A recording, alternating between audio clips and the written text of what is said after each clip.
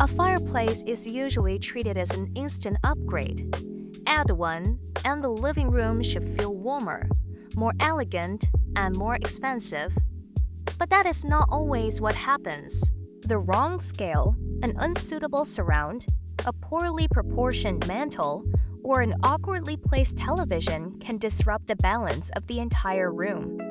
Instead of becoming its most attractive feature, the fireplace begins to make the interior look less refined and more cheaply designed. Today, we'll look at the most common fireplace design mistakes and, more importantly, how to fix them.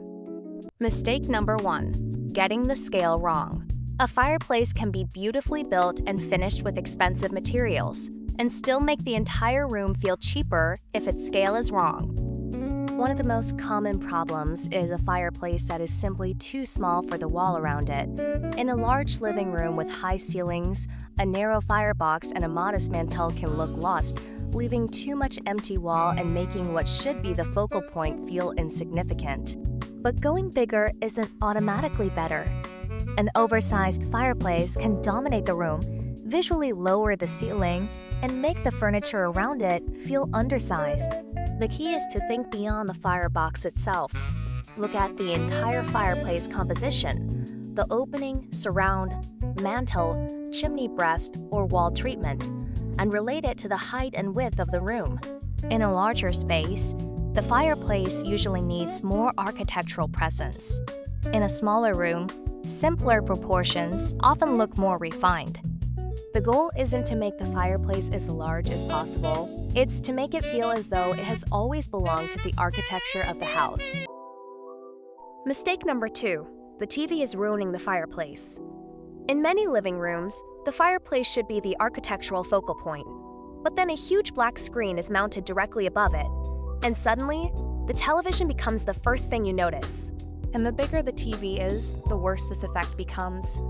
A beautiful mantel, expensive stone, elegant molding, none of it matters if the screen visually overwhelms everything around it. There's another problem. TVs are often mounted far too high above the fireplace. That doesn't just look awkward, it can make the entire fireplace composition feel top-heavy and poorly proportioned. If you can, place the television somewhere else and let the fireplace remain the star of the room. But if the TV has to stay above the fireplace, choose a screen that works with the width and proportions of the mantel, not one that dominates it. The goal is simple. When you enter the room, you should see a beautiful fireplace with a television, not a giant television with a fireplace underneath it. A fireplace mantel naturally attracts attention, which is exactly why it's so easy to over-decorate it.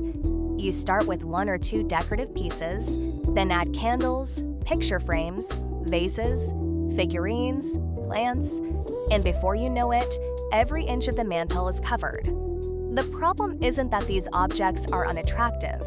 The problem is that there are too many of them competing for attention. When too many objects are crowded together, the mantel starts to look messy instead of carefully styled. The fireplace gets lost behind all that decoration, and even an expensive room can start to look cluttered and cheap. Instead, be selective. Choose a few larger, more intentional pieces and give them some breathing room.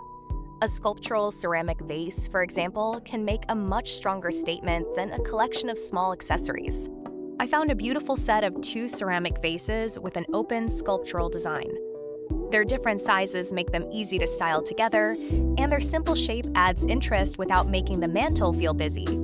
You can leave them as they are, or add just a few dried branches for a little extra height. If you like them, I've put the link in the video description. Vary the height of your decor, but don't feel that you need to fill every empty space. And remember, empty space is part of the design. A beautifully styled mantel should frame the fireplace, not compete with it. When you remove the excess, suddenly the architecture, the materials, and the fireplace itself become the stars again. Mistake number 4. The fireplace feels disconnected.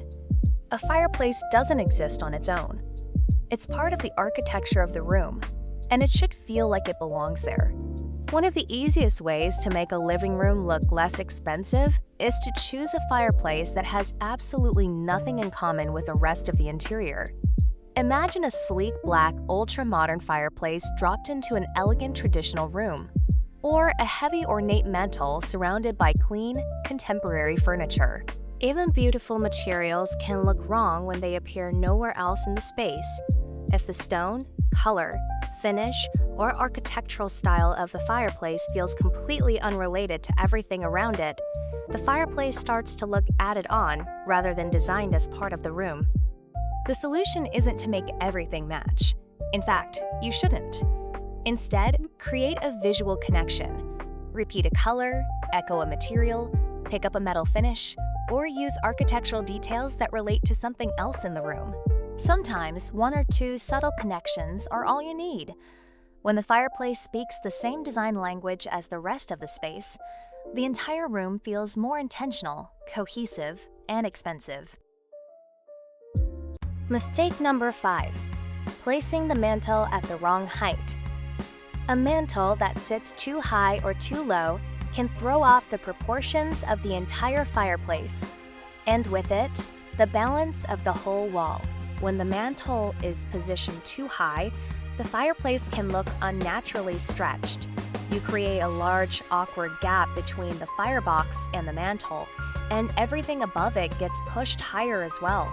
Suddenly, a mirror or a piece of art that should anchor the fireplace is sitting uncomfortably close to the ceiling. But placing the mantel too low creates the opposite problem. The fireplace starts to feel compressed and visually heavy, as though there simply isn't enough breathing room around the firebox. The right height creates balance. The firebox, surround, mantel, and whatever you place above it should read as one well-proportioned architectural composition, not as separate elements competing for space. And don't choose the mantel height by eye alone. Fireplace dimensions, ceiling height, the depth of the mantel, and required clearances from combustible materials all matter.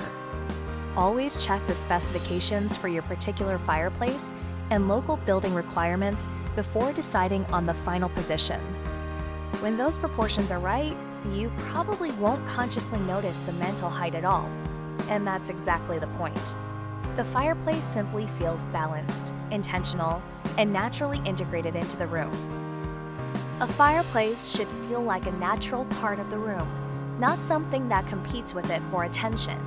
When the scale, proportions, materials, and placement all work together, the entire space feels more balanced and intentional. Fixing even one of these mistakes can completely change how your fireplace and your entire living room feels. So take another look at yours. Is there one detail you would change after watching this video? Let me know in the comments.